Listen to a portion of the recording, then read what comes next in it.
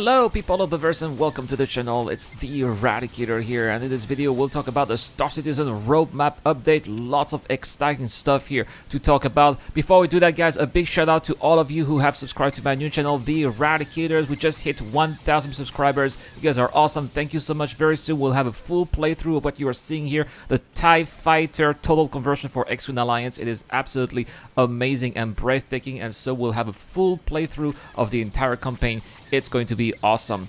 Also, a big shout out to all the people who have also subscribed to the Patreon page. You guys are also amazing. We're getting a bit closer to the next goal, which are professional video editing tools. So hopefully we'll be able to get that this year. That would be fantastic to improve the quality of those videos. All right, guys, now let's talk about the roadmap update, because there's something that appeared on the roadmap that we've been waiting to see for a very long time, and these are the server meshing items. So I've made this little chart here that tells us also when the work of these items are going to be finished, because, well, when you look at the roadmap update, they don't really tell you. You have to go through the roadmap itself, right? So the first item that I talk about are the laser mine trips here, with the implementation of laser trip mines, trip mines into the game, which are explosive that use light beams as triggers. When someone or something comes into contact with a beam, the mine goes boom. This is a very classic weapon in all types of FPS games. You always have those mines that explode when people just walk in front of them, and it just makes sense to see them in Star Citizen. Now, the next one here is coming up in Q3 2021. These are the Frontier clothing, and they are generating concept for Frontier style clothing for players and NPCs. I believe that we are going to be seeing those NPCs wearing those clothes at the outposts that we are not going to see anytime soon, unfortunately. Now, this is, of course, one of the caveats of this roadmap, is that what you are seeing here when it comes of deliverables here, of the progress tracking for items, these are not the deliverable. These are the items that CIG are working on, but they are not going to release them just yet. There are some of the items, for example, are part of a greater feature that will be implemented later, or simply the tech is not just there, so they're working a little bit in advance so that when the tech is there, they can release that content. But it's not because it's on the roadmap that it's going to be released. So let's keep that in mind. Next is the female player head. So here they are going to complete a modeling and texture polish for the female player's head. After this path on this asset, it will be sent to the tech animation for a rigging update. Again, here confirming that what you are seeing on the roadmap is not going to be released. It's just one task that they are doing, and then when they finish this task, maybe another team is going to be taking over. I really like that they are giving those explanations here on the roadmap, because it's much easier to understand what is going on behind the closed doors at CIG. Next is when we have the juicy part. Lots of items here for Q3 2021, obviously. This one is DGS Mesh Node. I have no idea what DGS is, but they're going to tell us here. So this is going to implement multiple dedicated game servers, DGS, and clients connected to the same instance of the hybrid service, and allow DGS to exchange entities and authorities over them. The work is scheduled to be done, guys, by the end of Q3 2021. Again, does this mean that we are going to have it in the live servers? Probably not. There's going to be a lot of testing, obviously. Does it mean that maybe we'll see a prototype at CitizenCon? That I certainly believe so. Who knows? Maybe we'll see a huge demo with all the Star Citizen tech team with over 100 or 200 people playing in the verse, with all these Star Citizen staff, CIG staff. Probably something that I would probably imagine here, especially because Chris Roberts likes to show us tech that is coming soon after the CitizenCon, so that could totally be it. And lots of the items that you are going to see are also related to server meshing. The next one is, of course, Shard Manager here, which is going to add functionality to the hybrid of what will become the Shard Manager component service.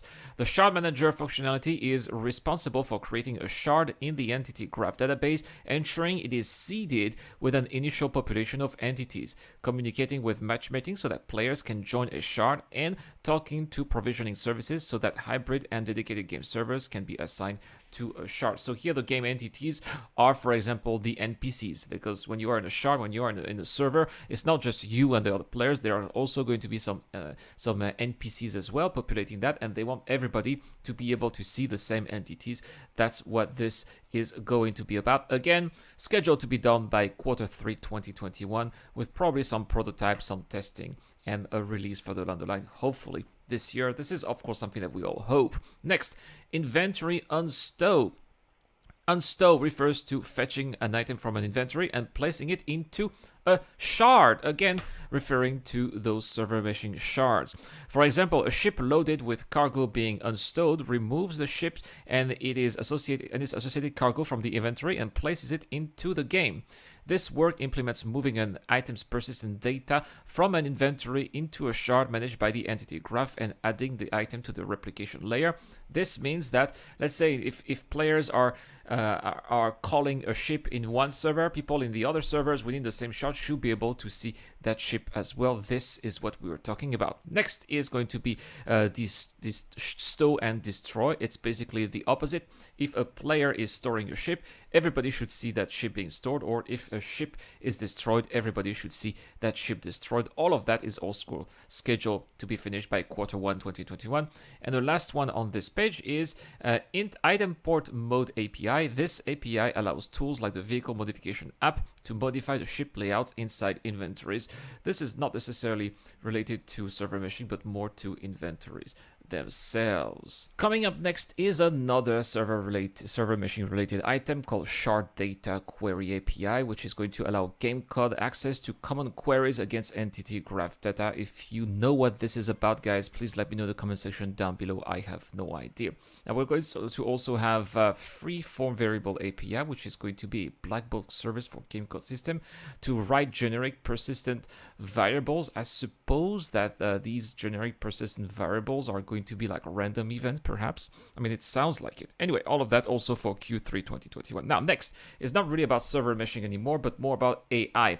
And these are going to be some really interesting updates here that we really long to see, because the game seriously lacks pretty much anything when it comes to AI. The only decent AI that we have is maybe ship AI when the servers are working decently, of course. Now, this one is AI navigation links for ladders and ledge grabs yet, which is going to implement special adapters to allow the navigation system to be informed of potential nav mesh connections offered by ladders or ledge grab markup. The navigation links are already allowing the creation of adapters that contain game code specific functionality to function as sort of translators between system specific domains and navigation system. This is going to basically allow the NPCs to be grabbing ladders. And this makes sense because there are ships with ladders only. And in the future, NPCs will be not just flying their ships, but they will be landing, they will be going to bars, they will be exiting and entering their ships. If their ships have ladders, they need to be able to get in their ships with ladders, and players need to be able to see that. This makes sense. Now, NPCs are also going to be able to push trolleys and also pull them, for example, at hospital. There definitely will be lots of trolleys there, at also cargo stations too.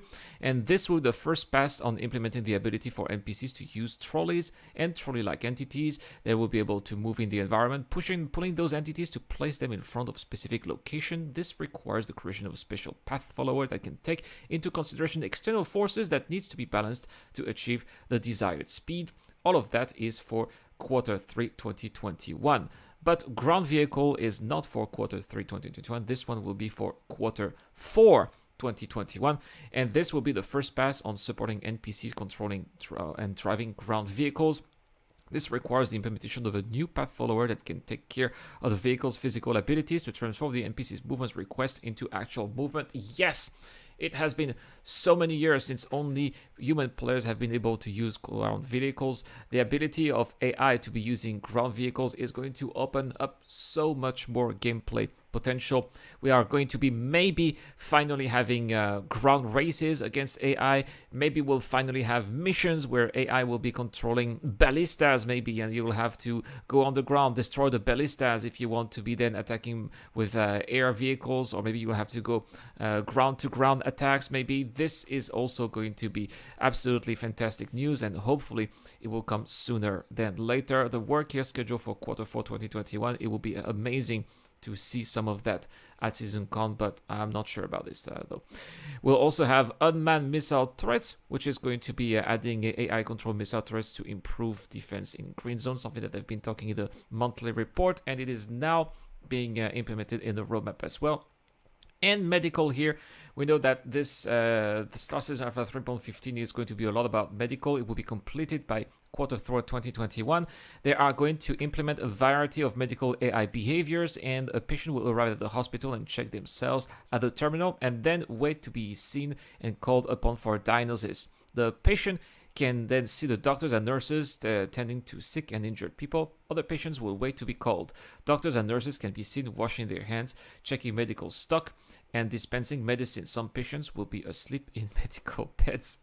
This is going to feel just like a real hospital again, really helping, improving, and keeping up here with all of the level of immersion that we've had in Star Citizen since the very beginning. I cannot wait to be checking this out, although I will not be visiting hospitals that much, hopefully. Coming up next, by the way, all of the next items are pretty much scheduled for Q3 2021, so it's a lot of new items here for the end of the next quarter. AI Leisure here. The leisure behavior is a segment of our new civilian behavior system controlling how the AI behaves when they are free time. They have free time during their schedule. AI will create a lifelike environment by relaxing and having fun using the things that are available to them, such as exercise equipment, jogging routes, TV monitors, seats, benches, and their mobiGlass. So it's basically an expansion of everything that we already have. For example, if you go to New Babbage, you can already see that some of them are already having fun, doing some yoga or jogging, right? So it's going to be a little bit more than that. They are also going to be dancing, which is going to be exciting. There is definitely a dance hall, a dance floor at the New Babbage bar, and hopefully some NPCs will be having some fun with the players too.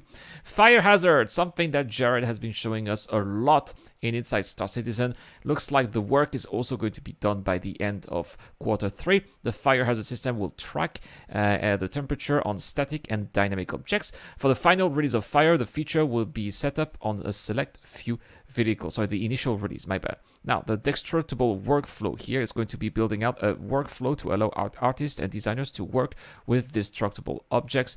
This is definitely not back-end, but like tools for the... I like that we see the tools for the artist as well. Same here, Maya Live Link here, which is going to establish a link between Maya and the Lumberyard Star Engine sandbox editor. This is primarily meant to give animators the best possible. What you see is what you get style preview quality by seamlessly integrating the editor rendered image in the Maya viewport. Again, some developer tools here that are on the roadmap, but it's still nice to see this work being done too. Now, brace yourselves, guys. The next one is absolutely fantastic. The next two are extremely exciting. Rescue and transport missions. How long have we been waiting for transport mission? Developers are going to be working on these missions and hopefully finish them by Q3 2021. Again, it doesn't mean that they will be released by then. Probably we need server meshing and other types of technologies that are not there yet, but they are working on them, they are making them, and it's just one step closer to us having them in the verse. They are going to take advantage of AI follow behaviors to create missions where players transport customers from one location to another, allowing with prototype mission where players will rescue imperiled clients from dangerous situation and escort them to safety. It would be fantastic if we could also rescue players who are being taken hostage. So we kill NPCs and we save the hostage, bring the hostage back home, or some maybe people stuck in holes or stuck in caves where we'll be carrying them or body dragging them. Maybe that could be also an interesting potential type of gameplay mission. And the next one is the Infiltrate/Defend mission. Underground facilities are the first place to benefit from the addition of Spawn Closet, which will allow us the expansion of the suite of missions that takes place there. So far, there's only one. No, there are two, actually. There's also the recovery mission for Constantine Hurston. Mission range from all-out assault, yes, to situations where you may be able to complete the mission without having to fight, which are kind of like the missions that we saw in CitizenCon 2019. So yeah, this is also something, more gameplay is something that will always be welcome, and if we can have more indication of maybe some inside Star Citizen episode about what is being done here, that would sure make for amazing episodes. And finally, there's going to be also a Comrade mission improvement with several mission improvements and totally new missions set across and around the Comrades with specific focus on PvP content. We need more PvP content, CIG, absolutely. And hopefully this is going to be satisfying all of the most die-hard PvP fans who are going to be busy there instead of places like Port Olisar, hopefully. Well, that's all for this roadmap update, guys. Very interesting roadmap update with lots of, server meshing, guys. How long have I been waiting for server meshing updates? This is basically it. A big shout out again to Uncle Fogma, Chiminaz, and the Dragon Ghost for sponsoring this giveaway on Discord. I'm giving away lots of things, a G12 with LTI, 3 sets of armor, as well as $25 RSI gift cards and 2 sets of $10 RSI gift cards. And for you guys, the subscribers of this channel, I'm giving away a Getak Raylan with LTI. All you have to do is to subscribe to this channel and answer the giveaway question I'm asking right now. When do you think we'll be seeing server meshing? I think we'll be seeing it at CitizenCon and then by the end of this year, but maybe because I'm an optimist. That's all for this video, guys. I'll see you guys tomorrow for more content on the channel. Big shout out to Tala for sponsoring this video on Patreon. This is the Eradicator. I'll see you guys later. This video is brought to you by the people who support this channel on Patreon and via the join button as well. Supporters of the channel get access to lots of cool perks such as access to my private Discord, your question answered in the show, you get to know when I'm going to play, and also you get to have a chance to influence the editorial line of the channel. Any help is appreciated, starts at just $1 a month. Thank you very much for watching. This is the Eradicator, and I'll see you guys later.